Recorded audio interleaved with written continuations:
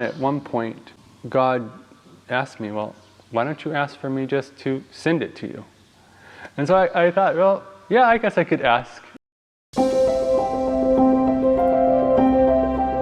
Hello friends! In this season of Mission Viewfinder, we are visiting Khmer country. Why don't you join us? Our main purpose is to film 3 mission projects, and we'll also meet butterflies, a baby crocodile, and a lot of mud.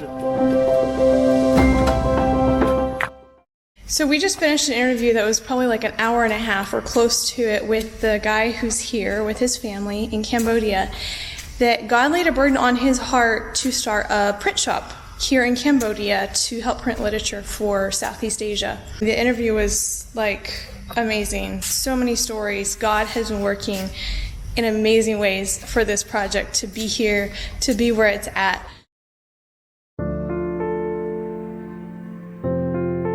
Shipping to Cambodia is not something that is done every day.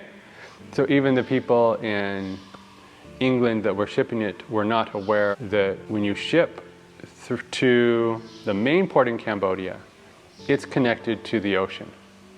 But there's another port that's up by the capital city that if you ship to it, it has to go through Vietnamese waters. And the Vietnamese have to have special permits, special prices for going through their waters. Well, this I didn't know, and this they didn't know. So 2 of the 4 containers got shipped through Vietnam. And as soon as they got to Vietnam, they were held there. After waiting about a month, I was informed that they were held there, and every day it costs money to store it there.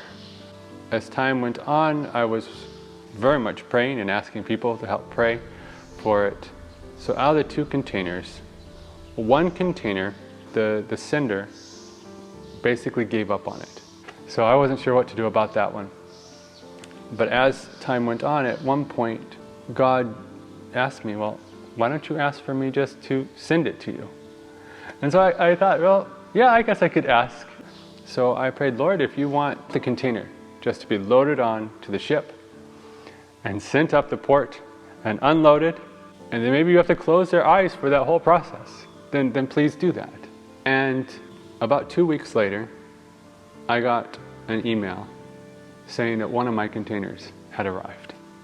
And of course I was very happy, and so that started the process of bringing it into Cambodia through the customs in Cambodia, and I have to pay for offloading off the boat onto a truck, which is about $150. So when they gave me the bill, it was only for $150. And I wrote back to them and said, well, isn't there anything extra charges from like Vietnam? And also I would like to know how you got the container here to Cambodia, because I still have another one in Vietnam and having difficulties with it. And they wrote back to me and said, well, we don't know how it got here. We just give you notification of when it arrives. That container was loaded without anyone being aware that it was loaded and brought here. And I'm thankful. The equipment he bought was like $150,000 to get this, to set up this print shop. But another level would have been $8 million to get this ginormous printing setup. I mean, one of the pieces would have been as like long as this building. Huge stuff. That, even if he had that would print an enormous amount of literature in a year. In 1 year, he could only print, for the average size book, he could only print 1 book for every 40 people in Southeast Asia in a year. And I was just like, wow. Like, this is so small compared to the need. No, this isn't the only print shop out there, but the need is so huge for literature for people here.